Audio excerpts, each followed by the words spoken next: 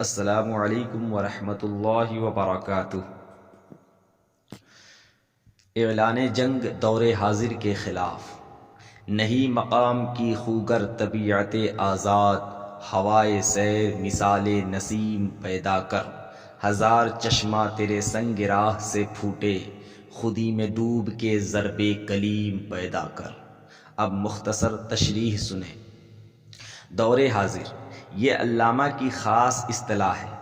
اس کے لفظی معنی تو بالکل واضح ہے، یعنی موجودہ زمانہ یا وہ دور جو ہمارے سامنے ہے، لیکن اس سے مراد ہے وہ الحاد، تشکیک اور بے دینی جو تہذیب مغرب کا ثمر نورس ہے، جس نے مسلمانوں کی انفرادی اور اجتماعی زندگی کے ہر شعبے کو متاثر کر دیا ہے، جس کی وجہ سے مسلمان جو ہے اسلام اور قرآن دونوں سے بیگانہ ہو گئے ہیں۔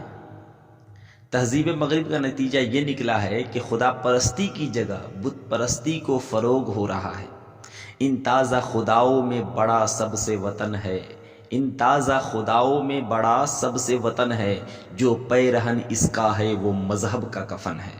خود علامہ نے ایک جگہ صاف لفظوں میں بیان کیا ہے، دور حاضر بت فروش و بت گرست۔ علامہ نے اس مفہوم کو ظاہر کرنے کے لیے تہذیب مغرب، تہذیب حاضر اور عصر حاضر کی اصطلاحیں بھی استعمال کی ہیں۔ چنانچہ بال جبریل میں لکھتے ہیں، لبالب شیشے تہذیب حاضر ہے میں لا سے، مگر ساقی کے ہاتھوں میں نہیں پیمان الا، مجھے تہذیب حاضر نے عطا کی ہے وہ آزادی کہ ظاہر میں تو آزادی ہے باطن میں گرفتاری۔ علامہ ارمغان حجاز میں لکھتے ہیں، ولیکن العما از عصر حاضر کہ شیطانی بسلطانی بہم کرد۔ خود ضرب کلیم میں صفحہ نمبر 81 پر آپ فرماتے ہیں، کیا فرماتے ہیں؟ صفحہ نمبر 81 پر علامہ نے عصر حاضر کے عنوان سے 3 شعر لکھے ہیں۔ ان کے مطالعہ سے دور حاضر کی اصطلاح کا مفہوم اور بھی واضح ہو سکتا ہے۔ الغرض، دور حاضر سے علامہ اقبال کی مراد الحاد اور بے دینی کا موجودہ دور ہے، جس میں قدم قدم پر نئے نئے بت نظر آتے ہیں اور دنیا ان بتوں کی پرستش کر رہی ہے۔ مسلمان کی طبیعت کا اقتضا یہ ہے کہ وہ جامد پتھر کی طرح کسی ایک جگہ یا مقام کی پابند نہیں ہو سکتی۔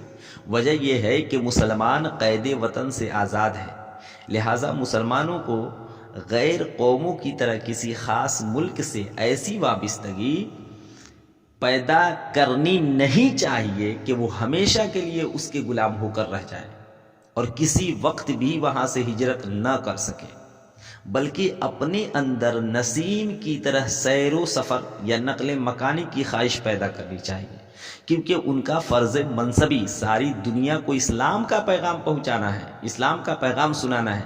اسی لیے اقبال یہ کہتے ہیں، رہ بحر میں آزاد وطن صورت ماہی۔ مسلمان کی زندگی کا مقصد تو اعلاء کلمت اللہ ہے، اور مثلا اگر مصر میں یہ مقصد پورا نہیں ہو سکتا تو اپنے ہم خیالوں اور دوستوں کو ساتھ لے کر شام کی طرف چلے جاؤ، جیسا کہ حضرت موسیٰ علیہ السلام نے کیا تھا۔ راستہ میں جو ہے صعوبات بھی درپیش ہوں گی اور ممکن ہے پانی بھی نہ ملے، پس اگر مرد مومن خودی میں ڈوب کر اپنی خدا داد مخفی صلاحیتوں کو بروئے کار لے آئے تو اس کے اندر وہ رنگ کلیمی پیدا ہو جائے گا کہ وہ راستہ میں جس پتھر پر اپنا عصا مارے گا اس سے ایک نہیں بلکہ ہزاروں چشمے پھوٹ نکلیں گے۔ یہ مطلب ہے ان 2 شعروں کا کہ ہزار چشمہ تیرے سنگ راہ سے پھوٹے، خودی میں ڈوب کے ضرب کلیم پیدا کر۔ اقبال کا کمال فن یہ ہے کہ ان کے یہاں تفصیل بھی ہے اور اجمال بھی ہے، یعنی جس بات کو پوری کتاب میں کہتے ہیں اسی کو وہ 2 شعروں میں بیان کر دیتے ہیں، اور میری رائے میں انہوں نے یہ فن قرآن حکیم کی روح سے شدید ارتباط کی بدولت سیکھا۔ اب ایک سوال باقی رہ جاتا ہے، اور وہ یہ ہے کہ خودی میں ڈوبنے کا مفہوم کیا ہے؟ کہا نا، ہزار چشمہ تیرے سنگ راہ سے پھوٹے، ہزار چشمے تیرے سنگ راہ سے پھوٹے، خودی میں ڈوب کے ضرب کلیم پیدا کر۔ تو خودی کیا ہے؟ کیا خودی کوئی دریا یا سمندر ہے؟ کیا اس دریا میں ڈوب سکتے ہیں؟ کیا یہ ڈوبنا حقیقی ہے یا مجازی ہے؟ تو پہلے سوال کا جواب یہ ہے کہ اقبال نے خودی کو واقعی بحر سے تشبیہ دی ہے کہ ان کی نظر میں خودی بہت بڑی چیز ہے، حتیٰ کہ خودی کی زد میں ہے ساری خدائی۔ بال جبرائیل میں لکھتے ہیں، خودی وہ بحر ہے جس کا کوئی کنارہ نہیں، تو آب جو اسے سمجھا اگر تو چارہ نہیں۔ دوسرے سوال کا جواب اب بھی اس بات میں ہے، خودی میں ڈوبتے ہیں پھر ابھر بھی آتے ہیں، خودی میں ڈوبتے ہیں پھر ابھر بھی آتے ہیں، مگر یہ حوصلہ مرد ہیچ کار نہیں۔ تیسرے سوال کا جواب یہ ہے کہ یہ ڈوبنا حقیقی نہیں مجازی ہے۔ اقبال نے خودی کو بحر سے تشبیہ دی ہے اور وجہ شبہ دونوں میں یکساں ہے، یعنی وسعت بے پایا۔ اقبال نے یہ بھی لکھا ہے کہ بحر خودی میں ڈوب کر پھر ابھر بھی سکتے ہیں، چنانچہ وہ لکھتے ہیں، اپنے من میں ڈوب کر پاجا سراغ زندگی، اپنے من میں ڈوب کر پاجا سراغ زندگی، تو اگر میرا نہیں بنتا نہ بن، اپنا تو بن۔ لیکن یہ خودی یا من میں ڈوبنا مجازی ہے، حقیقی نہیں، ٹھیک ہے، مجازی ہے، حقیقت نہیں ہے۔ ڈوبنے سے مراد کیا ہے؟ مطالعہ باطنی یعنی انٹروسپیکشن، مراقبہ یعنی میڈیٹیشن، گیان دھیان یعنی کنٹمپلیشن، معرفت نفس حاصل کرنا یعنی سیلف نالج۔ من عرف نفسہ فقد عرف ربہ، جس نے اپنے نفس کو پہچان لیا گویا اس نے اپنے رب کو پہچان لیا۔ نفس ناطقہ یا روح یا خودی کی مخفی قوتوں کو دریافت کرنا، پھر ان کی صحیح خطوط پر تربیت کرنا اور ان قوتوں کو درجہ کمال تک پہنچانا، یہی ہے دراصل خودی میں ڈوبنے کا حقیقی مفہوم۔ اب ایک سوال پیدا ہوتا ہے اور وہ یہ ہے کہ اقبال نے تو کہہ دیا کہ خودی میں ڈوب جاؤ، لیکن اس ڈوبنے کا طریقہ نہیں بتایا۔ اس کا جواب یہ ہے کہ جن لوگوں نے علامہ کے کلام کو غور و فکر کے ساتھ مطالعہ کیا ہے وہ بخوبی جانتے ہیں کہ انہوں نے جاوید نامہ اور مثنوی چیہ باید کرد میں اس سوال کا جواب بھی دے دیا ہے۔ چنانچہ جاوید نامہ میں ایک جگہ لکھتے ہیں، گرنیابی صحبت مرد خیبر از ابوجد آچ من دارم بگیر، پیر رو میرا رفیق راہ ساز، تا خدا بخشت تو را سودو گداز۔ یعنی خودی میں ڈوبنے کا طریقہ کسی مرد خیبر سے سیکھو، اور اگر کسی مرد خیبر یعنی مرشد کامل کی صحبت میسر نہ آ سکے تو پھر میرا مشورہ یہ ہے کہ مولانا روم کی مثنوی جو ہے اس کا مطالعہ کرو۔